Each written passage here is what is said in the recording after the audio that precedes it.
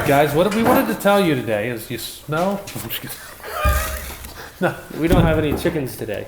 we don't. We're chickenless today, so. All right.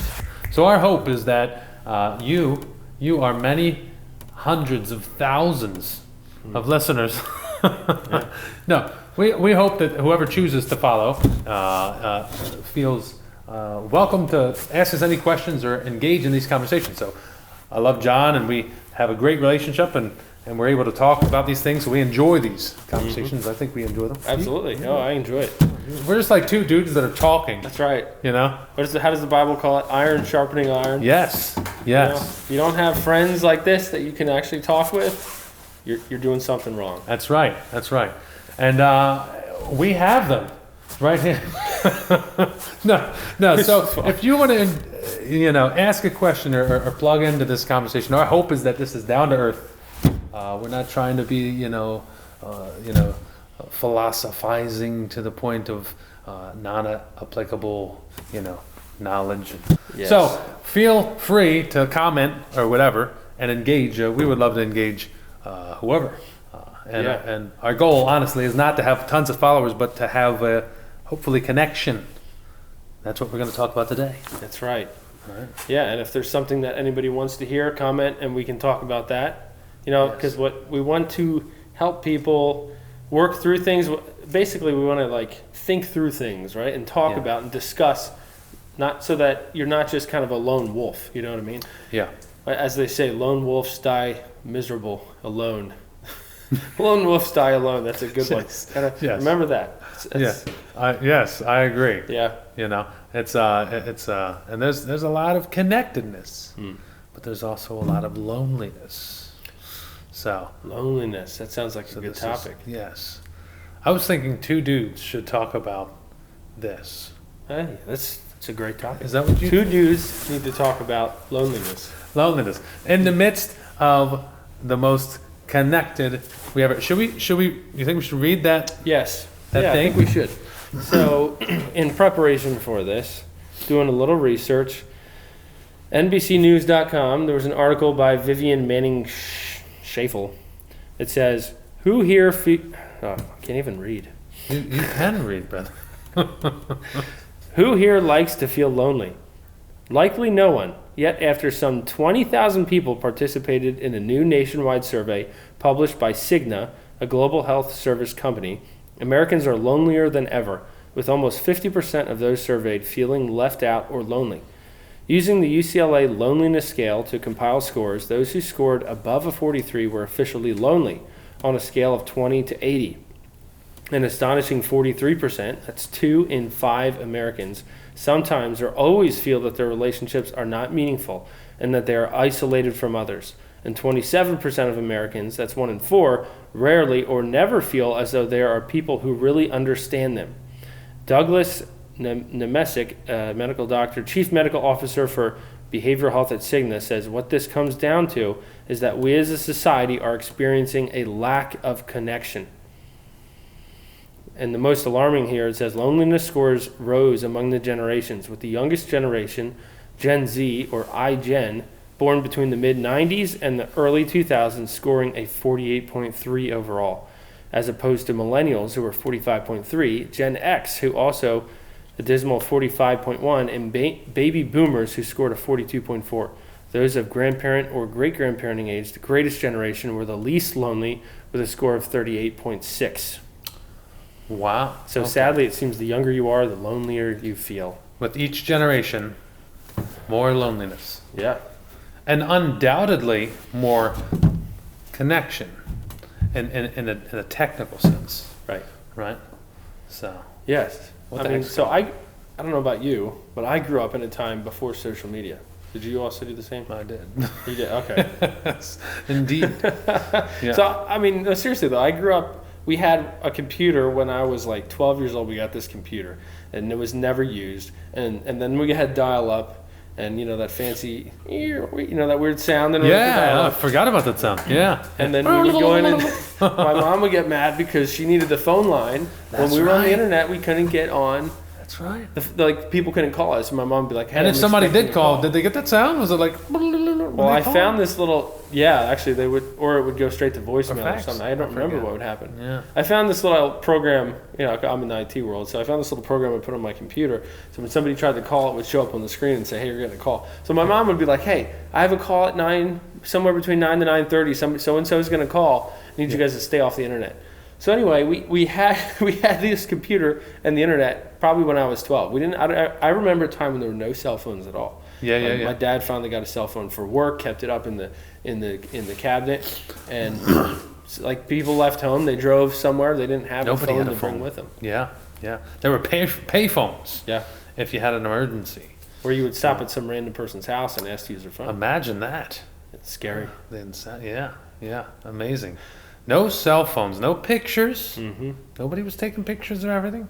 Oh, my You mom wanna- took pictures, but you had to print them out. Yeah. 3.5, 35 millimeter. Yeah. What I mean is like it wasn't common that people were just taking pictures I of know, everything. I know. Like pictures costed money because you had to have the film, Right. right, and all that, and that's interesting. You Yeah, we had You actually had to experience reality firsthand. Right. Yeah, if somebody was Wow. out with a camera, they were probably somebody who worked for the news.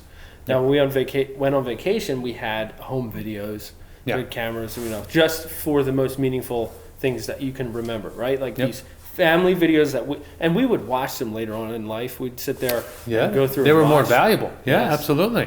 Yep. Yeah. You had the photo book that you would actually look at once in a while. Mm-hmm. Like every now and then, not too often, but it would pop out. You Yeah. know, family would get together and like, oh look, I remember Yeah, this. it brings guy. back all those memories and meaningful things, right? Intentional things that your family did together. Yeah, and now I have about 70,000 pictures on my computer, and there's just so many that I never look at them, almost never. And then when I do want to find one that's meaningful, I know. it's like digging through the sandbox. I know. You know, Yeah. much worse than the photo book ever was. Right. Interestingly enough, there's a lot there though. But anyway, So So- did you feel lonely growing up? absolutely not. No, but now this might put us at a little bit of a disadvantage. Maybe. I mean, I can't speak for you, but I know we both came from big families. You know what I mean? Right. I had 5 older brothers.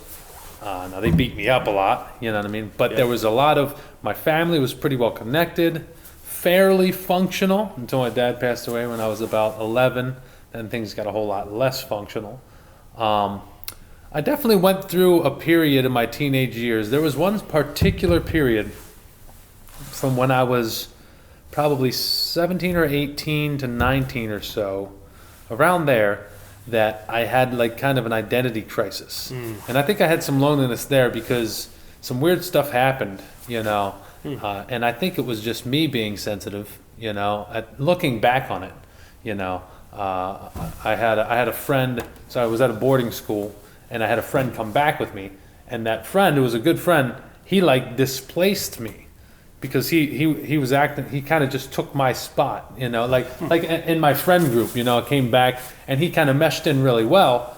But at the time, like I was used to being kind of like the popular guy in the friend group, was a funny guy, whatever. Yeah. Well, he came back with me. He's also a funny guy, good looking guy, you know what I mean? And he was like me. You know, like even like my sense of humor, like the jokes I would do, the things I would do, and it was like all him, and he was new.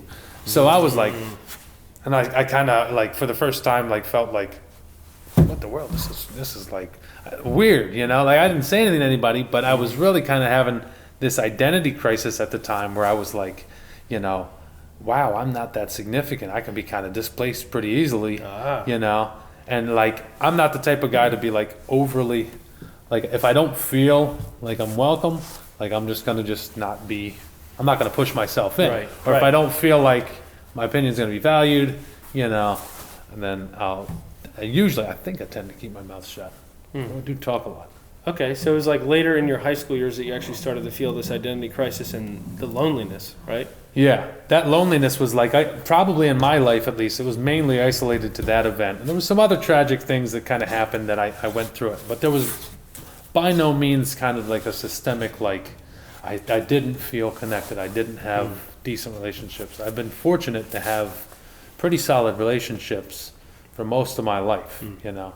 And at the same time, to be honest, I've not, for most of, probably from my teen years to when I was about 30 or so, I didn't invest a ton into relationships. Like I didn't have a ton of expectation of relationships. I busied myself a lot, but still, I felt, you know, I had my brothers. You know, we were kind of always accepted in that group, and you know, good relationships with them. How about you? I mean, did you ever experience loneliness? So, no, yeah. I mean, I was one of 9 kids. I was the 6th of 9, so there was always something going on. Growing up, it was actually, if you've ever seen the Cheaper by the Dozen movie, I always tell people that's what it was like growing up. There's always like a hatchet flying. There's always something going on.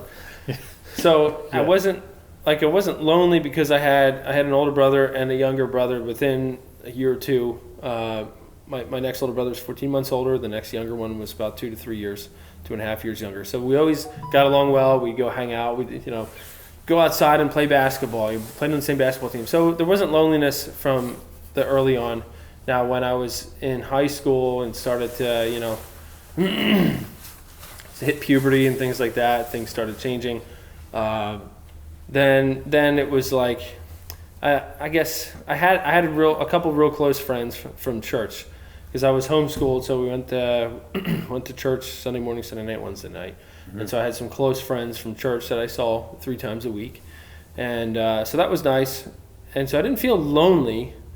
Now this was like before any type of social media. So I think social media came in probably when I was.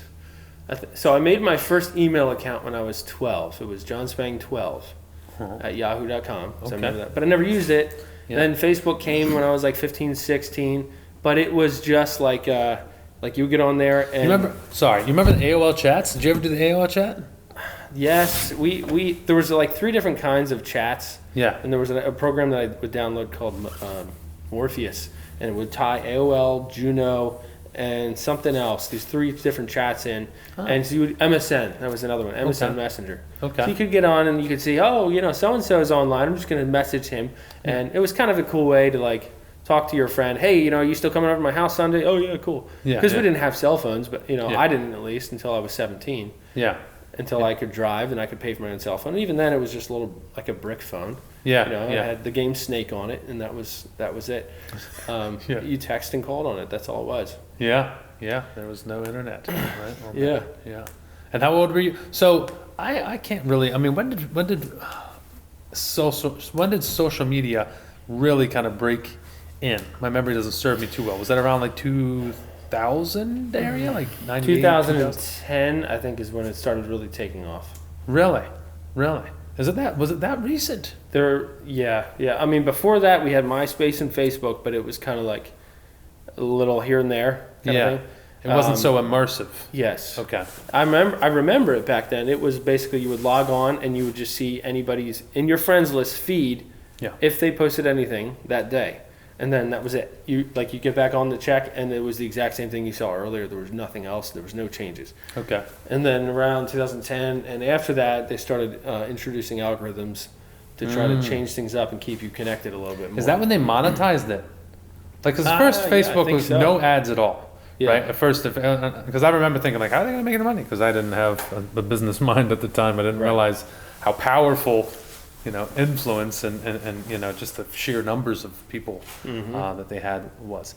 So that is interesting. So it kind of tied into when they monetized it, I imagine. Yeah. Okay. Yeah. So and then for me, like when I was about in 2010, I was 20.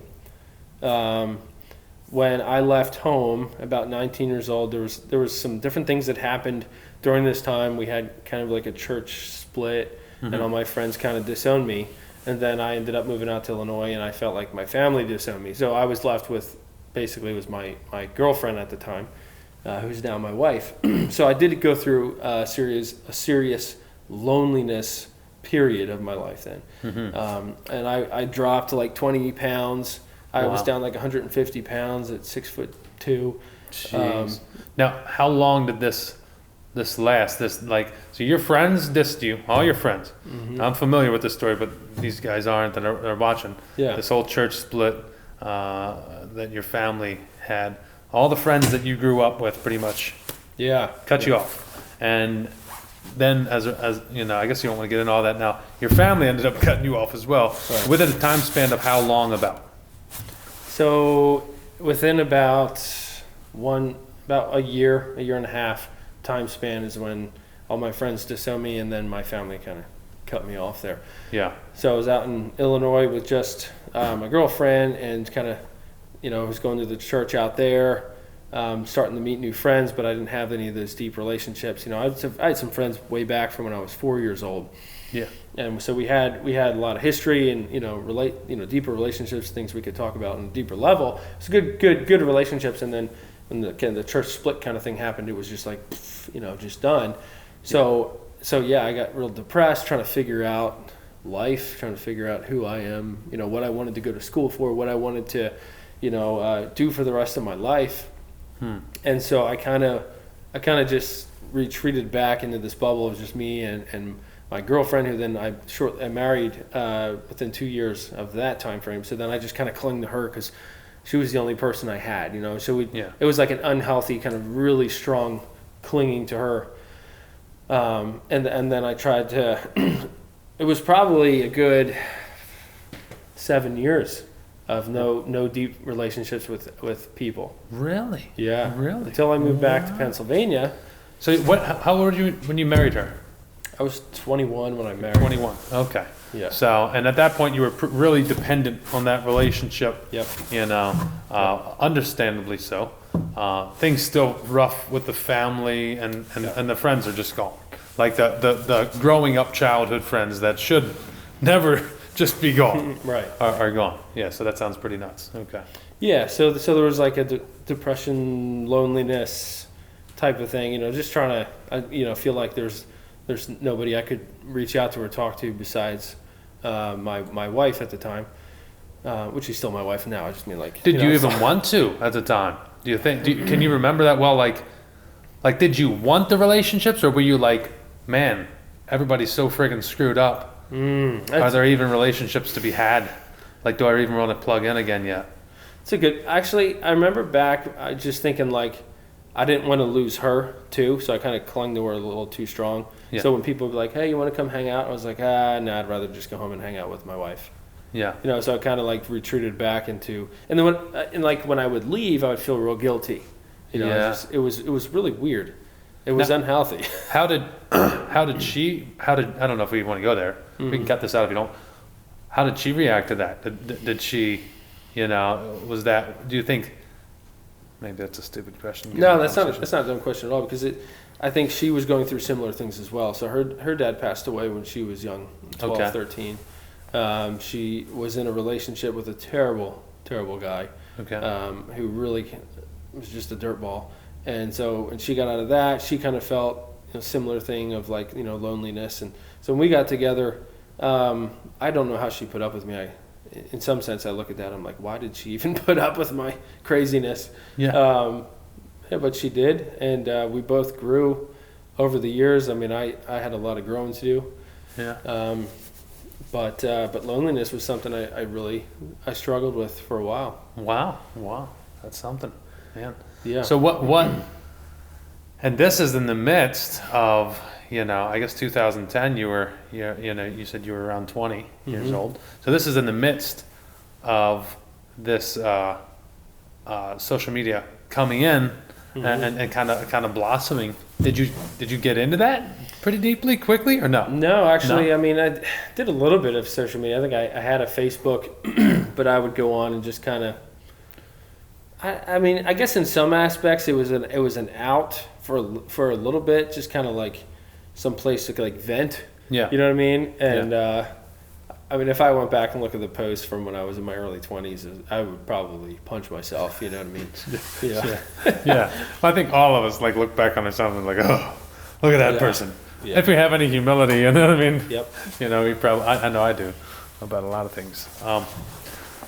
So. What got you out of the loneliness? I mean, because right now I know you as a guy that's like super engaged with everybody around, I think you're authentic, I don't like pretending people, you know what I mean? People that are like, oh, like me. Right, you seem to be an authentic guy that cares about the people around him. And, like, obviously we're good friends, so I know that you're engaged in a lot of different ways. Yeah. What was it? You said it was about 7 years that you kind of Yeah. went through this slump. Is there anything in particular that pulled you out? Well, so I was out in Illinois for about 5 years and then moved back to Pennsylvania in 2015. Okay. So I guess 7, 8 years ago now. And when I moved back, then anybody I'd known in Illinois was kind of distant at that point. So now it's back to me and my wife, just the two of us Yeah. again. And we had 2 kids at the time, the third on the way. Yeah. And then so now we're back to like nobody. It's just us two. No church. Like we were looking for a church to go to. We visited all these different churches, and had again no friends. But it was the most difficult year of my life and of my marriage. I think The first year in PA. first year With in you PA. guys together. Okay. Okay. Because I mean we moved into this. It was a townhome. It was really. How close were you close to your family, her family? Where were you guys located in PA? I was probably 10 minutes from my family where Okay. I grew up. Okay. And I moved back for a job. Job moved me back, paid for it and all that, which was nice. And so I was looking for. I mean, I knew where the job was, but I was looking for a church that I could go to that was decent, distance from the job. And then what my goal was to move back and live in the area that I knew, which is kind of where I grew up in. And then when I found a church, find an area that I liked to buy a house in. Nice. That was the Okay. goal. So we found Calvary, where we go now, Yeah. because my brother went there, and he invited us, and we fell in love with it. Now, before that, we visited probably 60. I'm not kidding, like 60 different churches. We just, Wow. I don't know. There was Wow, something like yeah. go to a small church, and like all the old people would look over and be like, "Does your wife play the piano?" And I'm like, I'm sitting here like I'm struggling with myself here. Like I have no friends. Yeah. You're just going to come in and ask if I know IT to take care of your computers and if my wife can play the piano. And I'm like, Yeah. no, like Yeah. I need help. I'm not Yeah. here to serve everybody else. Yeah. You know what I mean? Like that's the Wow. point at where I was in my life. Yeah. So I go to Calvary and it was like, I think what we fell in love with was the children's ministry. Yeah. Like Yeah. I really wanted my kids to be connected and have friends. Yeah. And I needed connections and friends, right? Yeah. So get into Calvary, and then during this time in my marriage, I'm doing research and trying to figure out, what is the husband's role? Like, what am I supposed to be doing? And figuring all this stuff out. And kind of, it wasn't even until like 2-3 years ago where I really got deeper with relationships. I feel like in my walk with God, like he was showing me, you need to have friends. You need, like, in order for a guy to be, I don't know, to reach his utmost potential.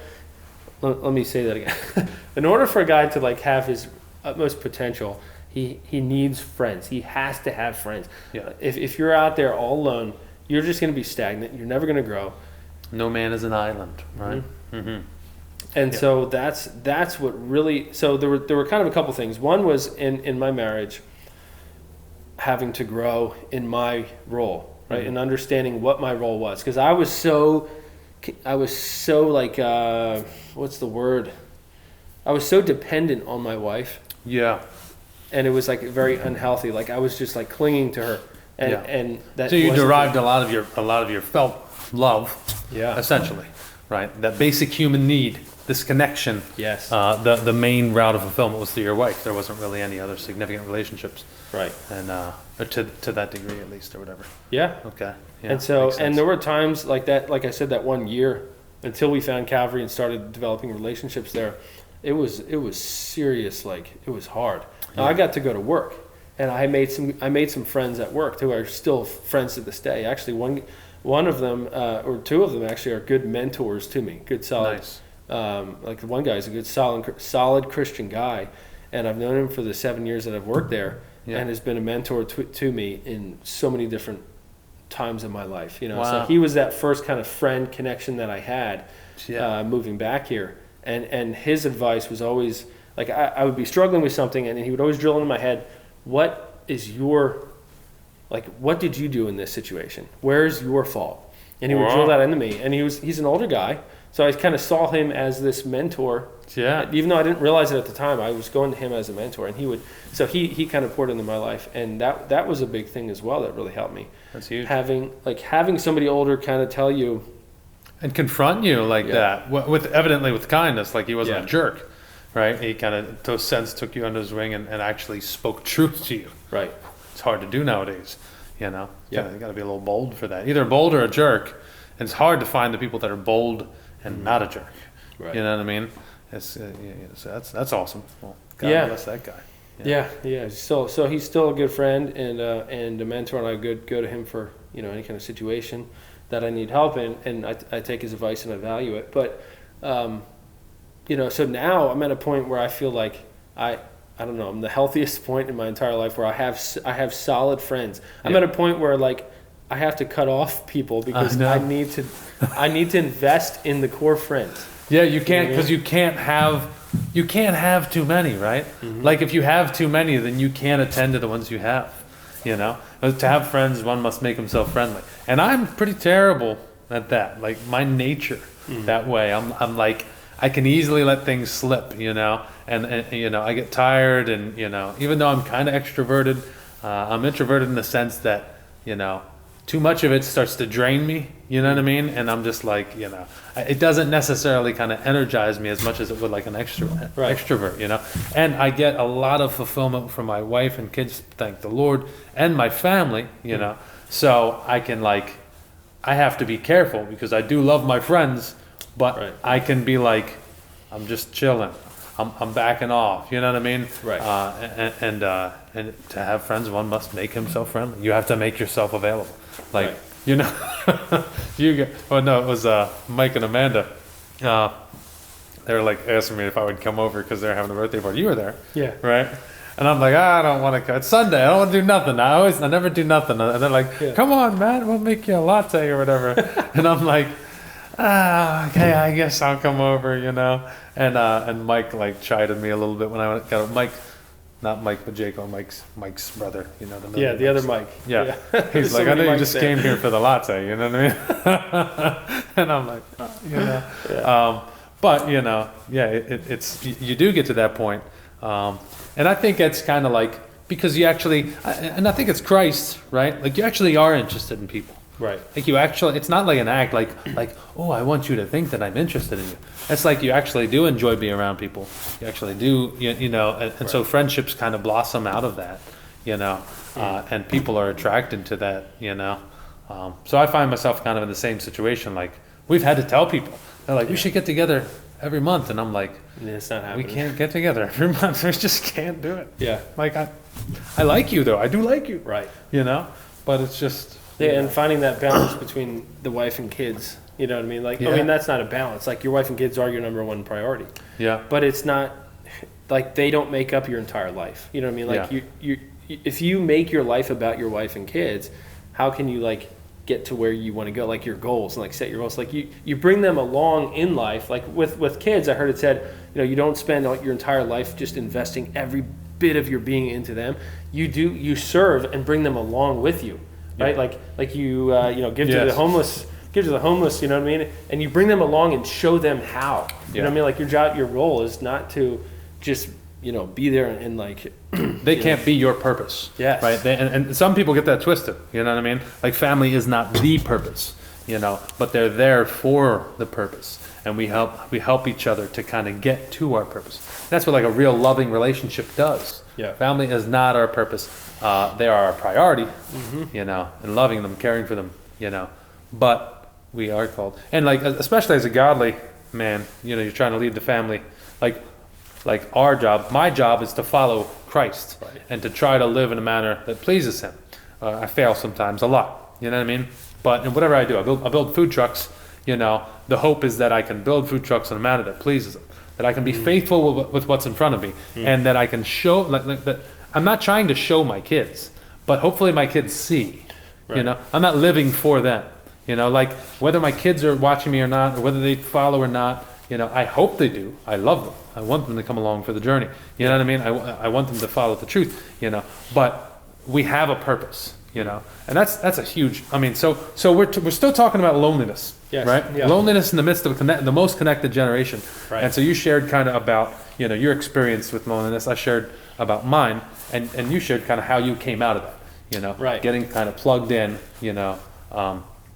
to relationships, and you knew that you needed that. Yeah. So one advantage that we have, if I can be so bold as to call it an advantage, is like in our faith, we fully recognize if we have a Christian faith, we fully recognize, or should, the importance of relationships, right? Because it's essentially a relationship-based faith, right? You have Christ, where it's not just about following a set of rules. You have a relationship with God, right? And right after that is your relationship with your fellow man. What are the first and second greatest commandments? Love the Lord your God with all your heart, soul, mind, and strength, and love your neighbor as yourself. Right.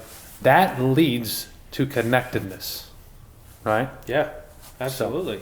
So that's a huge advantage because we believe that's true. The people that don't believe that that's there, in my opinion, and I'm not trying to talk down on them at all, are at a tremendous disadvantage, because if we're just matter, that just so happens to be,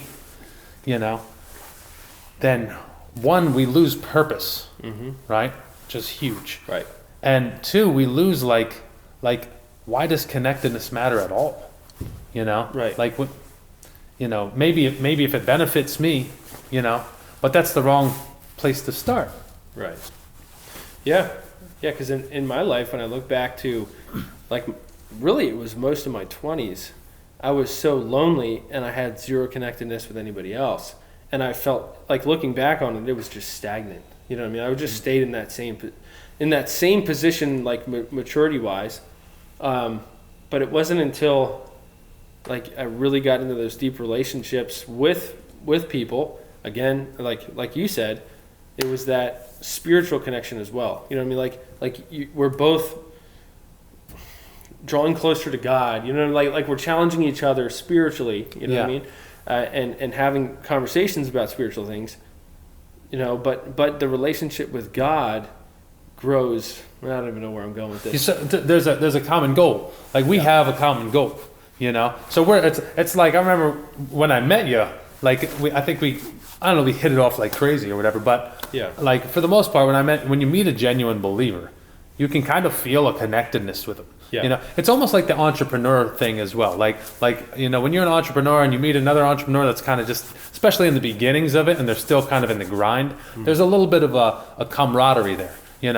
Or you think about like Marines, like if a Marine meets another Marine, there's a camaraderie there because there's like the common goal, right. The common purpose kind of brings you together. It's like a brotherhood almost. Yeah, yeah, absolutely. So I think that that's huge because it gives you that point of connection, and it also gives you the especially our faith, it gives you the motivation to be like real with one another, and to sharpen one another, Yeah. It's like when we're living in the manner that we're supposed to be, we're preferring each other, we do what I do for you, what I would have you to do for me. Right. It's like the best standard in the world. Like if everybody did that, Right. it'd be like heaven on earth. Imagine one day. Isn't that the golden rule? Like, do unto others as you'd have them do unto you. Like, Yeah. imagine the world would be basically perfect if everybody did to other people what they wanted that person to do to them. Yeah. You know what I mean? Like I just think of like going to a salesman. You know what I mean? And the Yeah. salesman's doing nothing but trying to trick you and swindle you. You know what I Yeah. mean? And it's like, would you want me to do that to you? Or, No, you know what I mean? Yeah, Like, absolutely. And somebody who just robs you. Why would they rob you? Would you want me to rob you? Why are you robbing me? Yeah. It's just Yeah. it's a basic concept, but it's so hard for people to understand. We all just look to ourselves. That's Yeah. all we care about is ourselves. And we're vengeful, right? Like someone hurt me, so I'm hurt, so I want to hurt them. You know what I mean? Yeah. So then I hurt them. Well, now someone hurt them. So they hurt and they want to hurt me. So they hurt me. And this like vicious cycle, Right, But right. that's even, so we're starting to skate a little bit away from loneliness, Yeah, But, we need to get back on that. but the idea, so I thought it was interesting, like if we're going to talk, and we're believers and we don't want to hide our faith, Right. but even if we're going to try to, talk about loneliness apart from, God in a sense, like there's a basic need, like anyone with any sense in psychology or whatever that knows anything about people. There's a basic human need for connectedness, Yeah. right? Like now, we believe we understand why that is. Those who have other beliefs, they're going to have to. They should consider that's a little strange. Like why is this so significant? To the point where like if you don't have, I read today that if you don't feel human connectedness to a certain degree, it can even shorten your lifespan by like 50%, like raise the What? mortality rate by Really? 50%. And like in every measurable way, if you have no social connection, like with anxiety and all these other stress related things, stress related illnesses, go up if you don't have a functional social connection, like network or whatever. Like, and then you see Right. studies about like babies that are held tend to do much better than babies that are never held. Like Right. that's like, that's really like weird in a sense, right? Like if we evolved or whatever, that's just a weird thing to evolve. Yeah, right. How do you explain that? Right. I think if we did evolve from nothing, then we should be completely fine by ourselves, right? That's where my mind goes. You would would think that think you'd that. at least not be so much weaker, Well, so much yeah, worse off. Yeah, right. And what the evolutionists would come back with is that, in order for survival, people realized that you had to have packs of people to like defend each other and stuff. Yeah. That's what they would come back with, but that's not enough. That doesn't make sense. You know what I mean? Because like we crave relationship on a deep level. Like we crave like you said, connectedness is a good way to say it, but there's so many different pieces of that. You know what I mean? Yeah. We want people to care for us, and people, and as guys, like we, we want to actually like, I don't know the best way to even say that. Like as a guy, I want to, not serve, but like I want to have a bird to bear. Like I know you mentioned in the other video we did. Ties into purpose again, I think. Yeah, we Like need a sense purpose. We need something to do, like a goal. We need to be working towards something, and so yeah, I think it's deeper than just this like, we just realized that we needed in order to survive, that we had to have some sort of relationship with other people. Because that's still self-serving in a sense, right? Yeah. It's still like it's still like about my survival. My survival requires me to have a connection with you. Yeah. But that's not the kind of connection that really works or that we really want. Right. We want a legitimate connection to where like you want to connect with me, and we all know fake relation it's not hard to kind of spot people that like are not legitimately your friends. You know what I mean? Yeah, or don't really want to be your friends. You know, they're just doing it for some benefit for themselves. You know what I mean? Yeah, and those are like annoying, right? Like if you, as soon as you start picking up on like somebody like leeching from you or whatever, and you're like, okay. Yeah, that's where I go back to. Well, it's some of the reasons why I cannot go to a car salesman ever. Because of those bad experiences. Like some guy comes up and he's like trying to be your best friend. Oh man, I love your coat. It looks so good. Oh dude, man, you've been working out. You get some, and he's like trying to like be your best friend there. And then at the end of the day, all he wants to do is swindle you into getting this 6-year loan on some car that you can't even afford. Yeah. You know what I'm like? Yeah. Well, shoot, I thought this guy was my friend, and that's the approach they take. It's funny, they actually use the human need of connection to manipulate you. Yeah. And then that person who feels like, oh, I just got used, now retreats back into even more loneliness. Yeah. Isn't that funny? Yeah. Betrayal. similar to the social media and whatnot. Like talking about the connectedness aspect. So the social media plays a tremendous role in that, right? So, and what I remember I think it was T-Mobile commercials. Yeah. It was like better together, or like they were really just harping on this idea that they're connecting people. But what we've seen with cell phones, and it doesn't take any studies, everyone knows this, is that cell phones actually tend to stand in the way of connection way more than they do to build connection, right? Like think of like people in a waiting room. Everybody's like, or do you even think of like, sometimes you and your family are sitting around, how often is there a device or a phone? Yeah.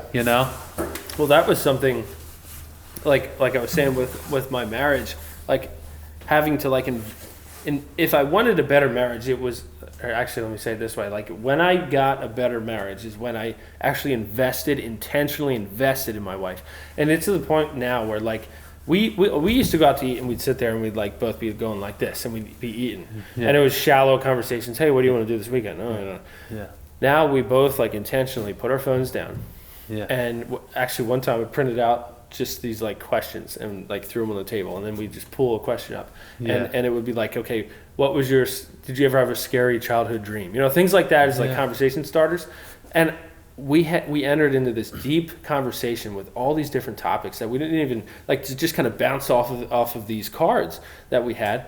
And then I stopped and I looked around, and there was all these people in the same situation, a guy and a girl on a date, like even older couples sitting there not talking and going like this and scrolling or texting somebody else. It's like, if you go out to eat and you take this time to sit with somebody and you can't even put your phone down for 10 seconds, so anyway, having that deep connection, with my wife, like actually engaging in deeper conversation is what made the marriage so much better. It's absolutely. And this became a stumbling block, like, and when we'd go to bed and we'd put the kids to bed and we'd both lay down in bed sitting next to each other just scrolling until we got tired, and then, all right, good night. How do you become roommates? You stop interacting, right? What's amazing is that any one person is so deep that if you care to know what's going on or you care to engage them, there's so much there. There's like we have a fantastic marriage, I thank the Lord, with Des, it's like I'm still getting to know her in ways, and still like other sides of her kind of peek out, you know what I mean? And like, we've been married almost 18 years, or maybe 18 years, I can't remember. Honey, you remember how long we've been married? Friggin' tell me in the comments. But it's gotten better and better because of stuff like that, I've definitely been very guilty of like being on my phone too much, and her too, probably me more, and she'll tell me put my phone aside. She's been good with that stuff, you know what I mean? Like, or at dinner, like, can you not do that at dinner? I'm like, and I'm at the point I'm like, yeah, you're right, I'll put this off the side, it can wait, you know what I mean? And we'll have dinner together as a family, and all these little things, all this, the phone. It's like, well, phones aren't bad, right? But it's the opportunity cost, right? Yes. So all of the opportunities that we lose, right, because we're on this thing, and then you're done scrolling through this nonsense, and you feel like crap, No, keep talking. I'm trying to pull up. You should have been watching the two dudes video. You could have been watching two guys talk. Think of the opportunity cost of scrolling on Facebook versus watching two dudes talk. Yes, I mean, you could have been the third dude in the comments. So I was looking something out. You made me think of something here. There was a guy actually Joe Rogan interviewed, and he was a professor at this college, right? And he says in the first day of class, he asks everybody who here thinks they have the most usage on their phone per day, and all these hands go up, and he's like, all right, so let's see, because on Apple phones you can see how much screen time that you have per day, and so he has everybody like hold up, okay, how many hours do you have? People are like, 4 hours a day, okay, 6 hours a day, 8 hours a day. This one dude had 12 hours a day. 12 hours, like I'm not even. How? I mean, I am awake that long because but anyway, it's like I hope, definitely awake that barely long. awake, yeah. But the average is what he said. What he said is the average is 8 hours a day. The average, right? And I'm like, thank the Lord, I'm way below that. Yeah. I look at my usage and it's just disgusting because sometimes it's 3 hours a day, and I'm like, what a waste of time. I could have been reading a book or doing anything to benefit my life. You know what I mean? So so 8 hours a day is the average, right? And what you said earlier is like. Something you said earlier was that really kind of sparked me, is like the opportunity cost. That's what it was. Okay, look at like the way that I think about this is like, let's say somebody is addicted to their phone, looking at it for 12 hours a day. Mm-hmm. What are they missing, right? The next Michael Jordan could be somebody who's just addicted to his phone, right? Mm-hmm. The next like famous singer could be some girl who's addicted to her phone 8 hours a day when she doesn't even know she can sing because she's never actually doing something that's outside of this. Yeah. You know what I'm saying? That opportunity cost is huge. But even not just that, think about your relationship with your friends, or your relationship with your parents, or relationship like how often have we experienced somebody's been there and then the next day they're gone. Like I have 2 coworkers that actually passed away within the past year. And you work with them, I was working with them for 6 years, and then all of a sudden come in one day and, hey, so-and-so passed away over the weekend. I'm like, wow. Wait, what? Yeah. And so you could either like have a relationship with people, you don't know when people are going to pass away. Yeah. And then what's the regret going to be? You know what I mean? Like when you die and you're standing, you're literally on your deathbed, you're going to die. Are you going to be wishing that you spent more time on Instagram and Watch Facebook? more shorts. Yeah. Or are you going to wish that you had more intentional time building relationships with the people that are closest to you, that mean the most to you? Yeah. So put your phone down and go spend some time with people that are more close to you. Go ahead. Come back later. Maybe we should stop 2 dudes talking. No, so that's absolutely right, man. You're absolutely right. I mean, it's costing people tremendous amounts, us, and we don't realize what it's taking from us. So it can be good. It's not all bad, right? It's like moderation. Everything in moderation, what I mean? Yes. Yeah, people, because like I grew up where people would say alcohol is completely bad. A drop of it, and like they would even say, okay, Jesus turned water into wine. It wasn't really wine, it was grape juice. No. You know what I mean? And it's like, Yeah. okay, I mean, for one, that's not true. Yeah. For two, it's like, if you understand, in moderation, what I mean? It's and that applies to everything. Yep. Look at food. You know what I mean? Look at, sports.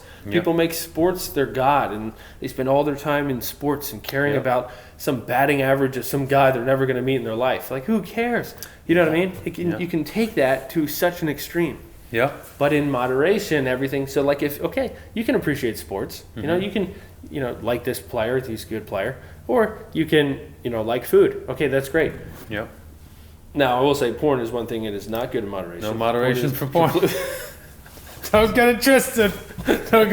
It's not Some good. things, perversion, not in moderation. There's no moderation when it comes to perversion. Yes, that's right. So, but all things that God has provided for us to enjoy, which alcohol is one, is obviously because Jesus made wine, the good wine. That everybody said, whoa, this is the good stuff.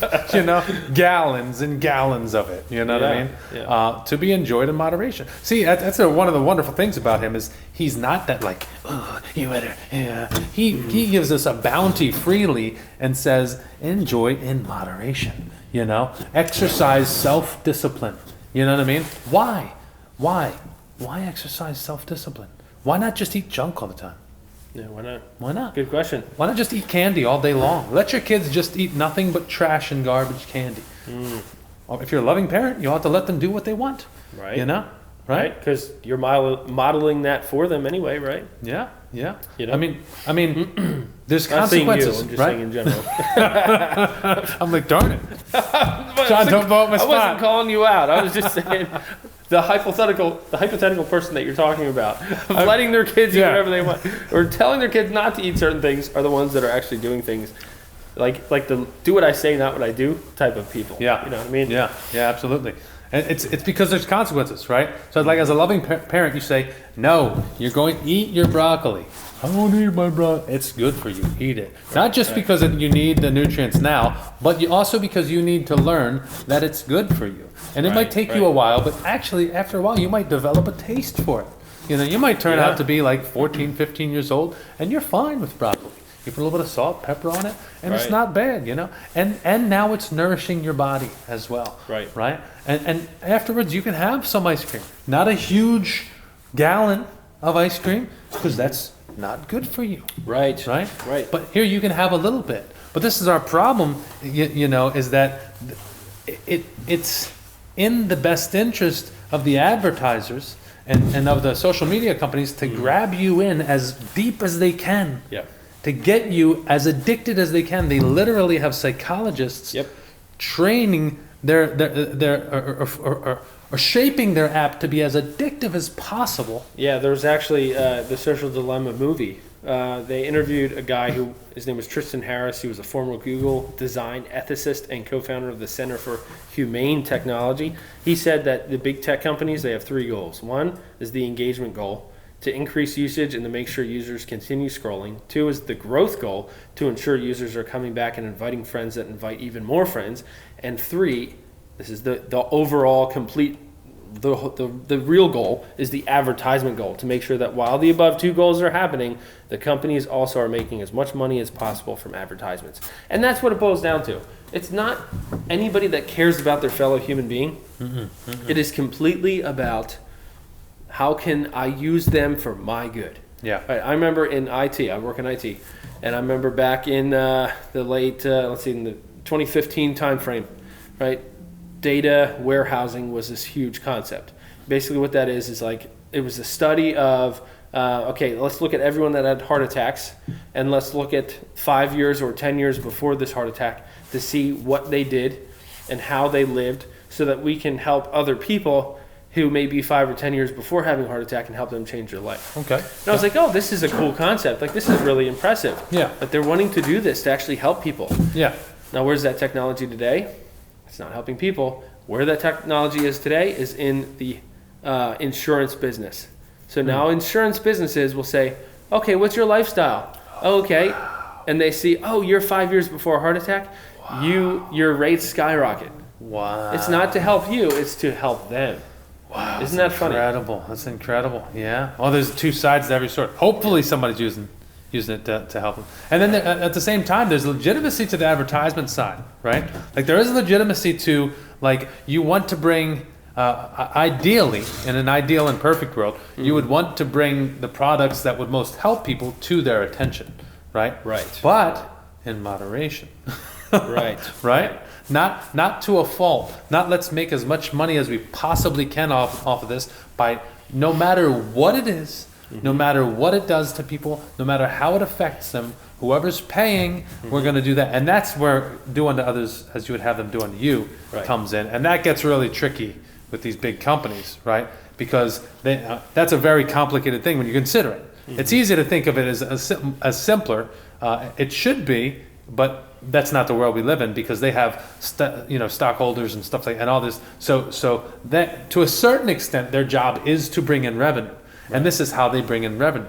So it's not like they're like, although I'm sure there's a lot of nefarious people. Right. Don't get me wrong. It's not like they're all these like demon guys, like, we're gonna suck all the life out of you. It's like, this is the way that things are structured, and you need to be aware of the way things are structured so you don't fall prey to it, Because if we're not careful, we can get really conspiratorial to the point where it's like, all these horrible people want to completely destroy your life. And we believe that there is an enemy that wants to destroy people's lives. Right. We do believe that. Right. But it's the nature of the way that the machine works, right? For them to make as much money as possible and to grow their product, this is what they think they need to do. Are they right? That's debatable. Right. But I will say, I think there's also a point in today, in these technologies and these companies, where they see the negative effects that it has on people, and the money that they're getting overrides in order to help those people, they would have to give away potential money. You know what I mean? And so then they, at least they think they would.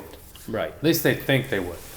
Right. Now, maybe they do, but I don't know. Maybe that would be up for debate. Yeah, and they have all these analytics and stuff and all these numbers to forecast the way things are going to go, and they see, oh, okay, you can give an 8-year-old a cell phone, get him addicted to it, which we don't even really know the long-term effects of this stuff. I will say that. No, I'm only 32, and I remember when there was none of this. I didn't even get a cell phone until I was 17, and it didn't have any social media capabilities. What did you do when you were a teenager to play? Like, how did you play when you were a teenager? Like, what did you do for fun? Oh, man, I did all kinds of things. I went outside just to chop the tree down, just because I was like, you know what, this sounds fun. I'm just going to chop the tree down. Yeah. Or just, I want to ride a go-kart, play football with your friends and stuff like that. I'm going to call my friend up, and we're going to go to the gym, we're going to work out together. Yeah. And the whole time, we just talked and talked. There were so many opportunities. So much interaction. Yeah. Like legitimate interaction, long-term interaction. Friends just sitting around, talking, hanging out, whatever. We're playing football, baseball, whatever we're playing, running around. Like when I was real young, I lived more kind of in the city. playing football in the streets and running around playing tag, running around flipping junkyards. I'm a little older than you, so we were like You were in junkyards, you said? yeah, there was like a junkyard not far from our house, and I don't remember those days well, but I remember my brothers kind of talking about how we used to wander around. I have like pictures in my head of what it looked like, Yeah. It was a different time. It was like my mom would kick us out of the house, like get out of the house, yeah. go play, go get it, and come back, and then she'd whistle when it's time for dinner, like, shh, you know what I mean? Yeah. And that was just like all day long. It was just like real deal, real life in the real world with real people. Interacting, learning how to interact, Yeah. It's funny, they have these shows nowadays of like, what's that upside down world show? Stranger Things. Yeah. And the show's about these kids that don't have social media, and they go out and do these crazy things, you know what I mean? And they have these tight knit group of friends. Yeah, and people see that and they're like, oh, how cool is that? Well, you could have that if you want it. You just got to put this away. And you find some other people that want it. Right. That's true. That's the whole thing. Right. Like that show, it's so funny because I'm like, it's like, it reminds me of the 80s. Yeah. And everybody remembers the 80s like it's so great. I'm like, oh, the 80s were like, whoa, it's like, it's like everybody's like orange pants and blue shirts and like it was just like, but there's like a gritty, like organic, like realness to it, that I think is super appealing, which is why I think one of the reasons that show really took off, because it's got this kind of like real kind of feel to it, even though it's a ridiculous story. I mean, think about that, what the story is, and I didn't really even think about it until you mentioned the fact that there's like obviously no social media, no like cell phones. They got like a little walkie-talkie. Yeah, walkie-talkies on their bikes. And kids are loving it, Yeah.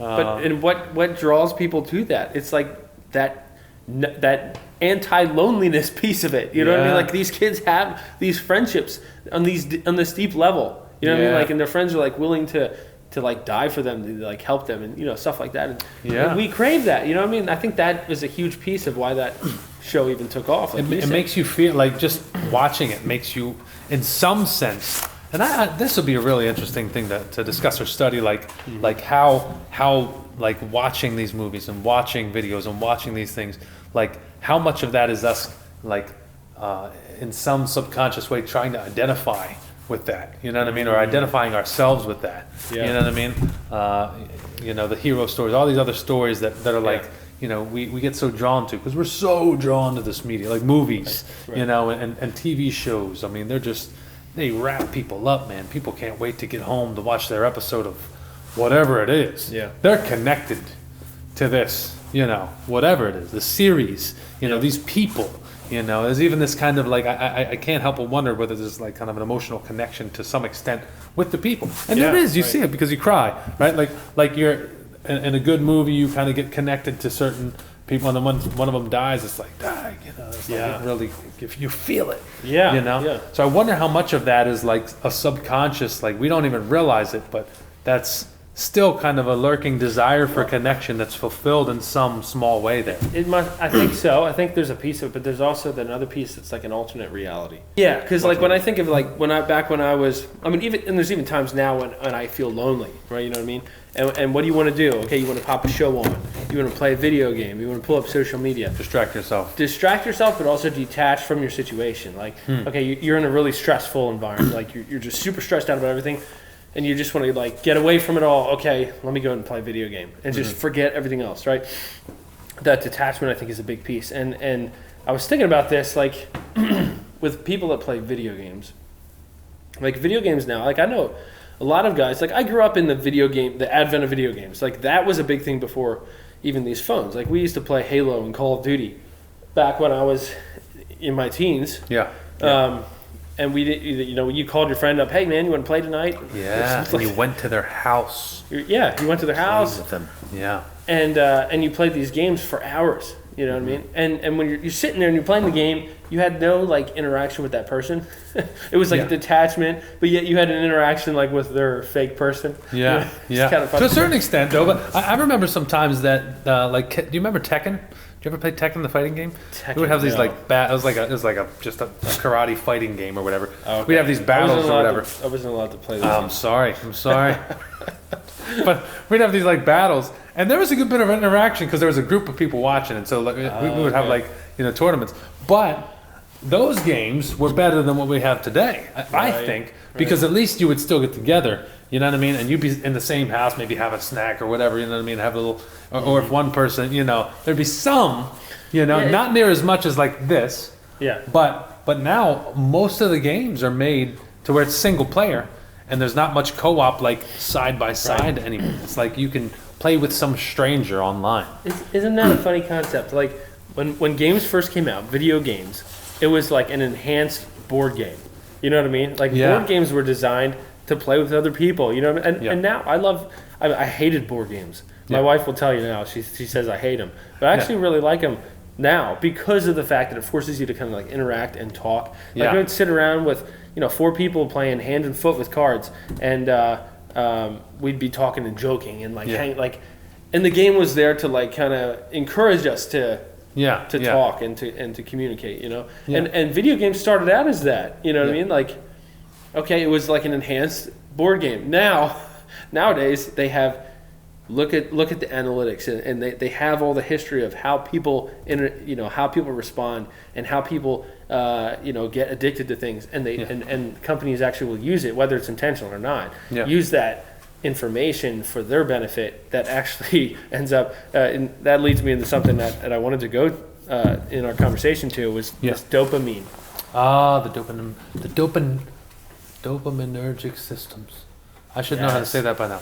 Yes. Yes. And how you get a hit of dopamine. And I was watching one of the things that it was this Dr. Andrew Huberman, this neuroscientist I was listening to. Yeah. And he said, imagine you're on an airplane and there's no Wi-Fi, right? And you land, all of a sudden you get your signal, you get Wi-Fi or whatever, and all these notifications start coming in, boom, boom, boom, boom, boom, and you get hit with this dopamine rush, and you're like, oh, look at this, and it feels so good, like, oh, there's people that are commenting on my stuff, and this is cool. Okay, now you scroll through those notifications, now they're done, and you find yourself sitting there scrolling.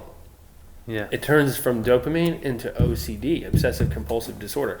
The obsession is in your mind that creates the compulsion, which is the action, which is scrolling, right? Yeah. Now, when I don't know if you've ever felt this way, but you're sitting there scrolling and you're like, why am I doing this? Yeah. That's your mind saying like, dude, you're doing the same thing over again. You're not getting any reward from it. Yeah. Why are you continuing to do this? Yeah. And every once in a while, you might get a little reward, like see somebody base jumping. Yeah. It's like, oh, that's cool. It's really cool. It's engaging. There's some good there. Because it pulls you in. I've learned a lot about the dopamine system from listening to Peterson, right? Yeah. Who sadly I've been listening to Genesis, his series on Genesis lately, and I'm like, man, he's just so hung up on evolution. It saddens me, because How can somebody so smart think evolution? Well, that's the thing is nowadays most of the people that are intelligent do think that intelligent. Most of the people in the like accepted intelligentsia think that, and it's like the whole vaccine thing, right? It's like if you don't believe this, then it's like you're kind of just pushed off to the side. You know what I mean? I think that's it, but I don't get it. Anyway,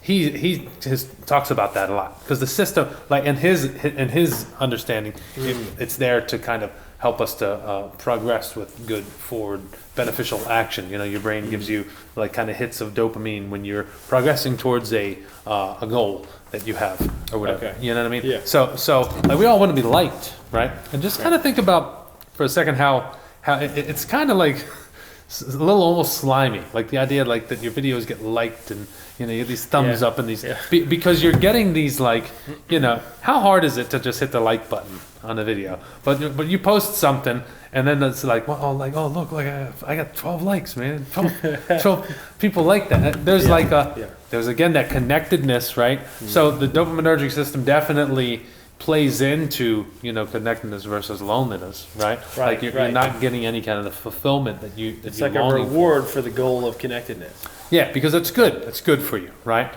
Which is just a sensible way to make something, right? You would think that it would feel better when it's doing what's good for it. Yeah, right. If you designed the machine and you designed it with feelings, you would probably have the feelings correlate to the things that are good for it. Right. To a certain extent. We're a lot more complicated than that. You get discipline and faith and belief and then and make sense of other things. But You know what really disgusted me in looking at this? This neuroscientist was talking about the dopamine and the OCD and stuff, and he compared it to a dog, right? And I have a 2-year-old insane lab, yeah, and when I was training him, you get a little treat, right? And you kind of give him what was it called? It was let me find it. Dadgummit. It was like it was random intermittent rewards. okay, Right, so with your dog, you don't give him a treat every single time he does something good. yeah, Like you get to the point where you give him a treat, and he's like expecting, he's waiting for this treat. He's always going to come. Okay, come. He comes. One of those times he comes, he's going to get a treat, right? Mhm. Or he'll get affection from you. You know, he gets Yeah. a hit of dopamine. Yep. You know, and that's what we are giving ourselves, what we're doing to ourselves with this type of social media. And to me, that's like very kind of degrading, and like it kind of made me a little angry. Yeah. To be like, they're using me yeah. They're as a treating you like an dog, animal. Yeah, right? Like that's what they're doing to you. Like it is controlling you, whether they're doing it on purpose or it's just you know Yeah. the technology Yeah. is using you like a dog Mm-hmm. to keep coming back for more, and they're control. That's what it is. It's control. Yeah. So it's like, are they controlling you, or do you want to control your phone and your usage and your life and your goals and everything else as a part of your life? Like, what do you want? Yeah. You know? Yeah. Do Are you want going to allow yourself connectedness? to be a victim to this? Are you going to allow yourself to kind of just be played by the system, right? Or recognize the system for what it is? And it takes work. It takes work to engage with these things and not be controlled by them, you know? I was Yeah. talking to my daughter about it, and I'm like, you know, because she was struggling with some things, you know, like we all do. And I'm like, I told her, I'm like, I have to work at this. And sometimes I slip up, and mom will talk to me, you know what I mean? It's like this is an awesome tool, but it's, you know, it's a hard tool to master. And very few and far in between are the people that can actually use what's good on it and not get sucked in by what is not so good, you know? Right. It's that moderation, that recognizing. I mean, they even use the other side. Like they use the kind of dopamine hits, but even like you know what I hate? I hate the little red dots. Yeah. That, you know, I tried. I forget what app it was.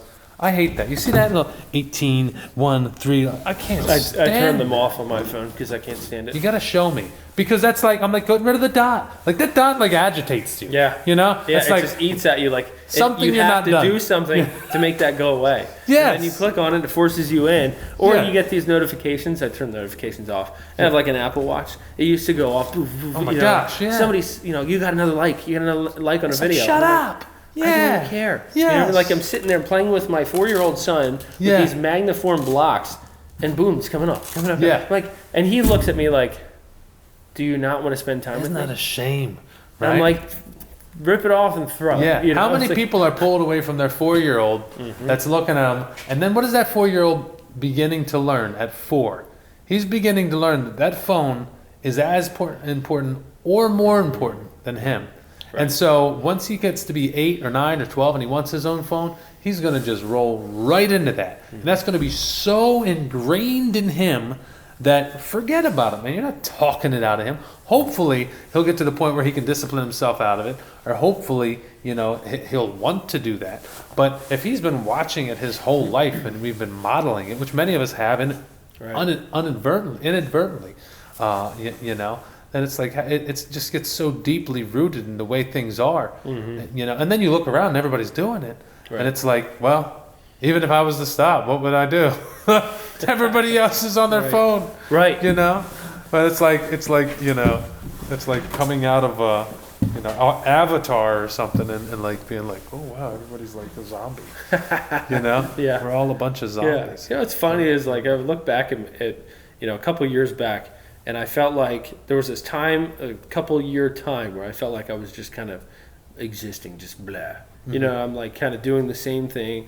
You know, wake up, go to do work, and then get off work, play with the kids a little, put in the bed, go to bed, and just kind of do the same thing. I'm just like, I feel like I'm just existing. You know, like I wasn't like had any kind of goals or any kind of things like that to work towards. And it wasn't until like now the way I see it is you have all these people that are like kind of zombie robots still, kind of scrolling, and it doesn't take much to outwork them anymore. Yeah. All you have to do is show up to work, and you're ahead above everybody else.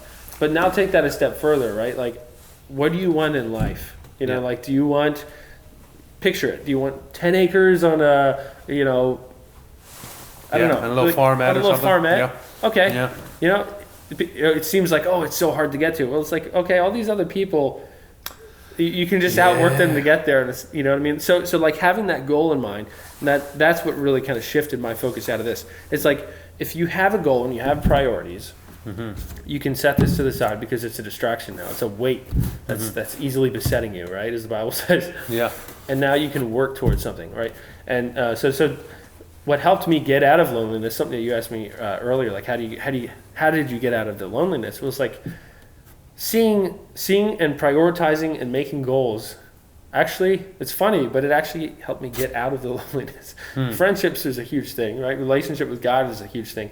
Yeah. But another big piece of it is like actually making goals and like trudging forward towards that. You know what I mean? Yeah. And like when I was in that period of time of like loneliness, I just felt like I was tunnel vision. Like this is all there was. Like this day is all there is. There's nothing beyond. And and that's what keeps you like. It's kind of like an addiction to. Here's something I thought about: alcoholism. Right? If somebody is a drunk, right, they're getting that like kind of dopamine hit, and they're kind of numbing themselves from life. Back in like 100 years ago, everyone knew that old man Jenkins drunk that lives down the road. He'd come hobbling back to his house every night. You know what I mean? He's suffering with things. Well, now it's so mainstream and accepted and encouraged to numb yourself in different ways, whether it's phone or video games or anything else, to give you that dopamine kind of rush and to numb yourselves. You have no idea who's old man Jenkins hobbling down the street. You know what I mean? Yeah. Like that guy, he was just looking for an out. He's just looking for some way to numb his existence. You wake up, go to work, and then come home and get drunk and smashed just to numb himself. Well, now you have people that are on their phones 12 hours a day to numb themselves, and it's totally acceptable. Yeah. Imagine every neighbor you have is that guy hobbling down the street totally drunk. Yeah. But the difference is back then it was a complete outward. You could see that. There's you could see him hobbling down. Like what comes along with alcoholism. Right. This is all like so nice and polished and smooth, and you're not really bothering anybody. You're not causing any trouble. You're just completely lost in just a sea of purposelessness. You know, you have no. And many of these people are deeply depressed. You know, and anxious around. They don't know how to interact with people. Understandably so, because they don't interact with people. You know what I mean? And it's like it's a skill you have to learn. You know what I mean? And there's awkward things to navigate. You know what I mean? But it's an incredibly powerful thing, and it's feeding in. So the very tool. Like, I'm going to read this. I'm going to read this quick. This is The Hidden Power of Electronic Culture by Shane Hicks, and there's laws in here given by, I think it was Marshall McLuhan.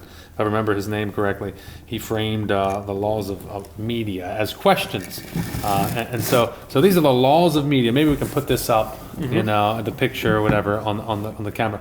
The laws of media apply to surveillance cameras. A surveillance camera. So the questions are: what does it enhance? What does it retrieve? What does it reverse into? And what does it make obsolete? And so thinking of media is just another word for like print is a form of media, video is a form of media, audio is a form of media, paintings in a sense is a form of media. It's like a medium for communication of some sort, as far as I understand it. So the laws of media applied to surveillance cameras, right? So what does it enhance? A surveillance camera extends the capacity of the human eye and enhances the feeling of security and eyewitness accounts, right? That's what this medium does. And what does it retrieve? Surveillance cameras retrieve the medieval city wall, which both protected and imprisoned its citizens. Okay, and these are just observations. These aren't like the only answers to these questions, but it's really interesting to think about these questions. What does the surveillance camera reverse into? When pushed to the extreme, surveillance cameras reverse into an invasive loss of privacy and a new feeling of vulnerability, right? So I'll stop there. You can see what it makes obsolete.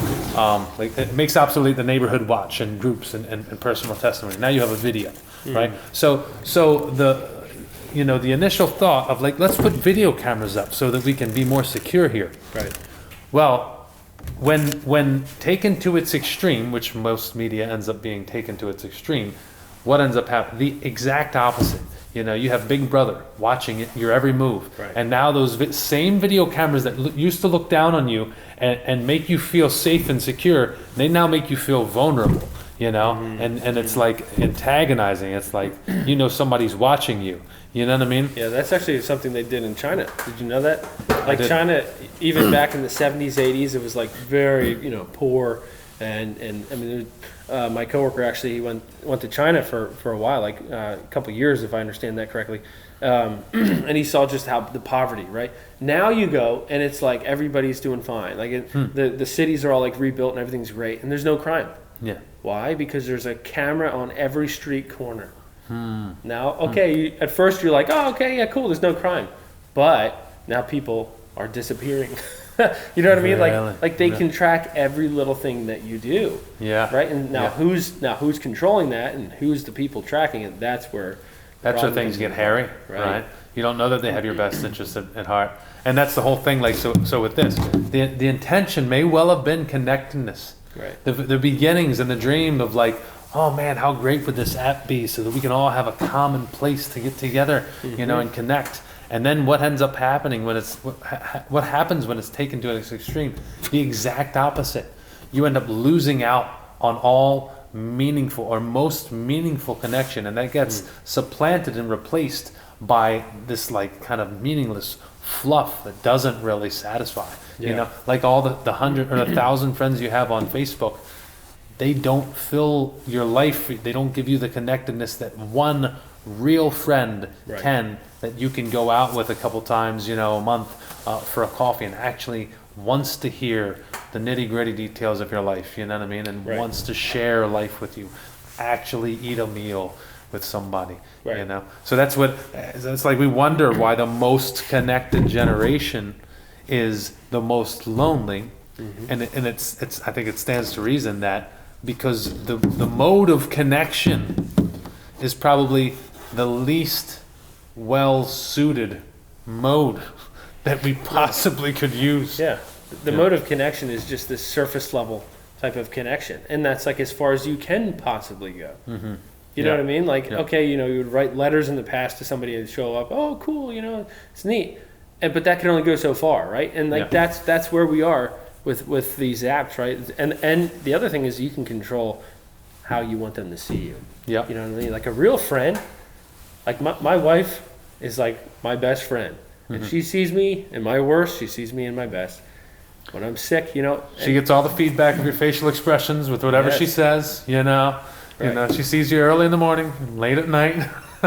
She sees me when I'm just stressed out and mad. You know what I mean? And whereas, like, I wouldn't post that stuff on social media. You know what I mean? Just being ticked off because I was trying to build a chicken coop and it wasn't going the way that I wanted. And I'm, you know, so mad. But she sees it all. And yet she's still my best friend and she loves me through it all. You know what I mean? Like, that to me, like, that's a true friend. And like even with you, I know I can come to you for anything, and I can just say, I'll call you up, hey man, I'm going through a hard time right now. I just need someone to talk to. You know what I mean? And know that you'll give me advice or like, you know, tell me, hey dude, you're not doing this. Maybe you. You know what I mean? Like that's like the level of a relationship that you need to get to for like an actual like meaningful.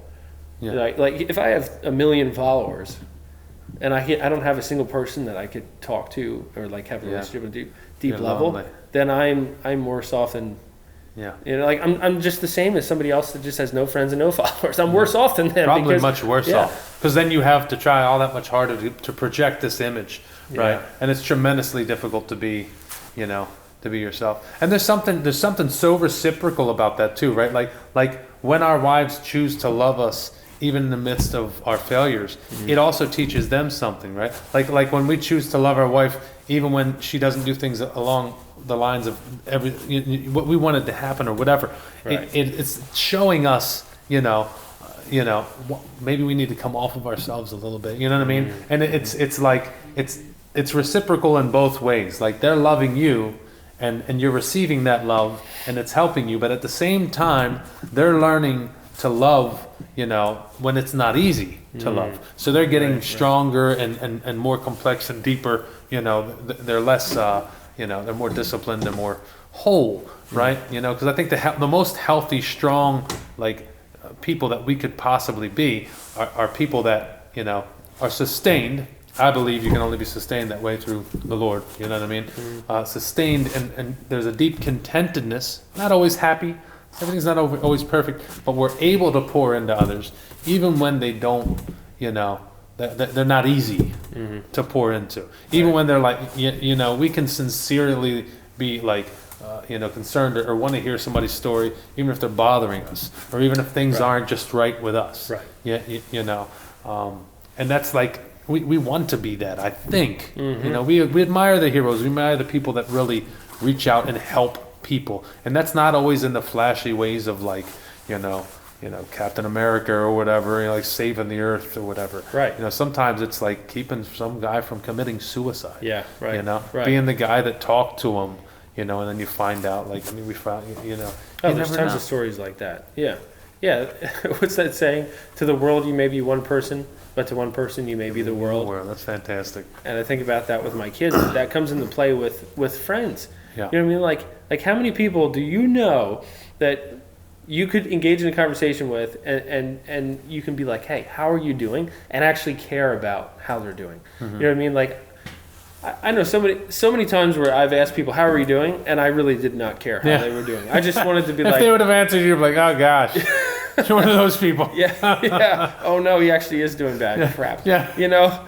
Yeah. But, get it together. Yeah. But I have like a group of friends now that like I actually do care about how they're doing, and they do the same with me. They're like, hey man, how are you doing? Do you need anything? And they've proven themselves, and even with you guys. Yeah. Like we've been in situations where like we've been sick, and boom, you guys show up with a meal. Yeah. Like that's like who would do that? Yeah. You know what I mean? That's real friendship right there. Yeah. But to be on that, like to have a conversation, just call up one of your friends, and be like, man, how are you doing? Yeah. Right? You can't be a lone wolf. Tell me how you're doing. Yeah. And then at first, as a guy, I don't want to tell anybody how I'm doing. I know. You know, all it's that bull crap. Like men are like, ooh. Yeah. You know, it's just yeah. Yeah, that's the way that, you know, at least I don't know where that even comes from. Like, does that, because, okay, so look at the statistics back at the Greatest Generation, right? They feel the least lonely. Yeah. Right? So that the Greatest Generation are the people that, you know, went to war. Yeah. They all experienced war. They all experienced pain, loss, and all that. But yet they're the least lonely. See, that's interesting.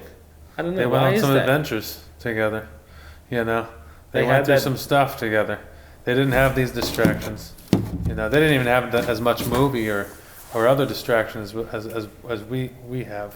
Definitely. Not to say that's the only reason, but. Interesting. Anyway, yeah, that's a very interesting concept. Because I feel like those are the guys that were like, be a man, shove it, you know, just hide it away and just, you know, suck it up and deal with it. Yeah. You know what I mean? Yeah. Maybe they just didn't tell the truth. Yeah. Maybe they were not. Maybe all the old guys and are like, oh, lonely. What are you talking about, lonely? I've never been lonely. Stupid kids and their loneliness. Yeah. Who knows? No, but actually, I will say, looking back on those guys, like I've seen quite a few of them. You know, when I was younger, I remember talking to my great uncles and asking them about World War II and stuff like that. And if I just engaged with him in conversation, he told me all these stories. Yeah. Of his World War II experiences. Yeah. And it was phenomenal. You know what I mean? But it just took a little, like, just kind of engaging in that conversation with him. Yeah.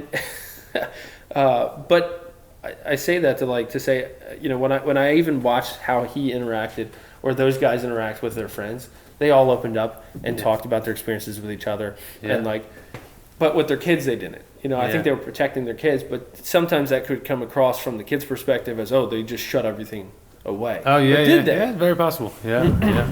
I have an uncle who's super. You know, he's an excellent older guy that, you know, opens up a lot and has told me a lot about my own family. You know what I mean? So I mean, it's hard to say, and it's also hard. Like how accurate is that? Who knows? Right. I mean, I could see it being accurate because we can see it. You know, we can even see it like, you know, in your own kids and in the kids that we work with. You know. I have a particular guy in mind that, you know, it's I like he's been on my heart lately. I won't say who it is, but I know he's like sucked away into this world of, you know, the phone and distraction, and he knows it. He knows he's sucked away into it. Right. You know what I mean? And it's like he's not powerless, but he acts powerless against it. You know what I mean? And it's sad to see because it's like this guy got so much. He's got a lot of potential, and he's surrounded by people that love him, and all this opportunity that's right in front of his face. But God knows how many hours a day on the phone, half proud of it. And it's like he knows that he's stuck in this, but he's like, how do I get out? Right. How do they get out? How should these young men? What can they do? Yep, that's a great question. And I think when you're in that and you're stuck in that, again, you have that tunnel type of vision that you're living only for today, right? It's so hard to see the future and to see outside of your existence of right here and now.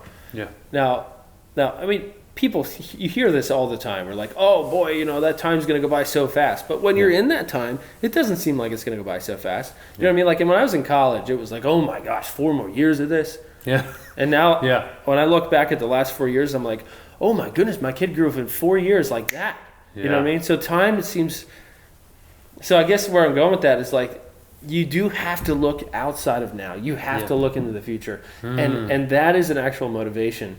For me, at least, it was a motivation to let me What are you change the aiming way for? that I'm doing things now so that I can get to there. Yeah. You know what I mean? Yeah. Where do you want to go? Because you actually have some power as far as where you want to go.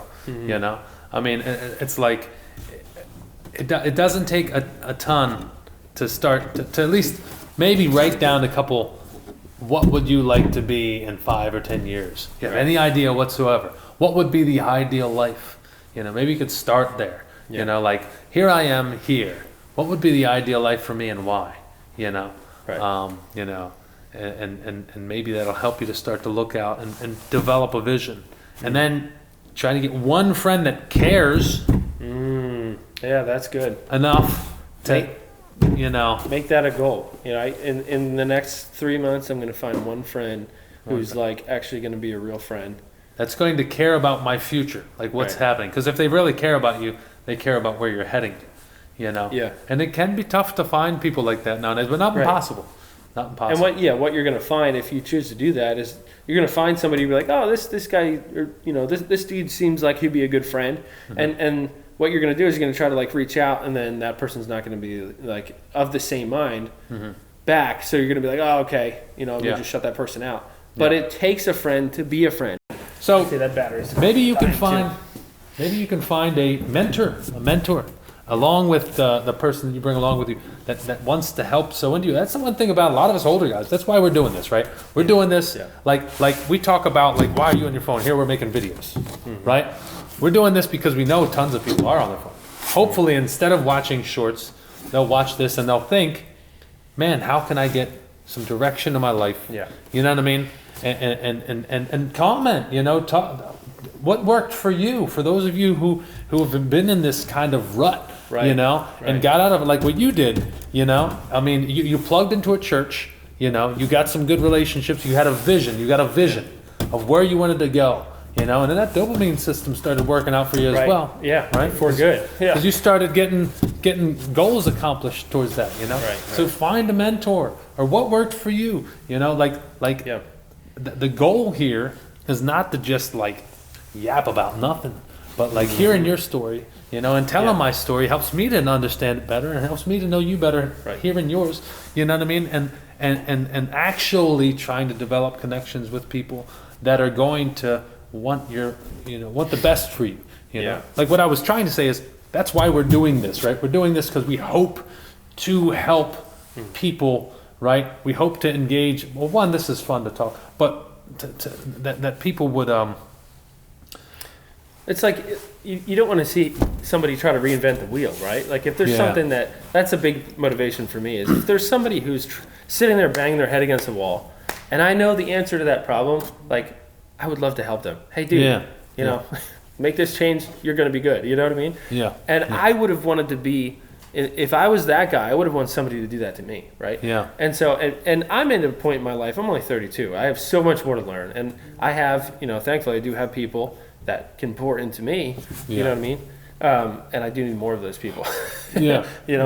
But if I can help somebody out, right? And I'm also thinking there's like 3 different kinds of friends, right? There's the mentor, there's the person who's like a comrade, somebody like a brother, and then there's the person that you are mentoring. Like, Yeah. And when you have all three of those, like you feel like satisfied to Yeah. a certain degree. You know what I Yeah, mean? like you you're feel fully engaged. yeah. Yeah. Yeah, and because you're learning and you're walking with somebody and you're teaching, you know. Yeah. And I think you almost have to teach, at least for me. Like I learn a lot by articulation, like just by speaking, you know, which is one of the reasons I yap a lot. You know, it's like I'm actually learning while I'm talking.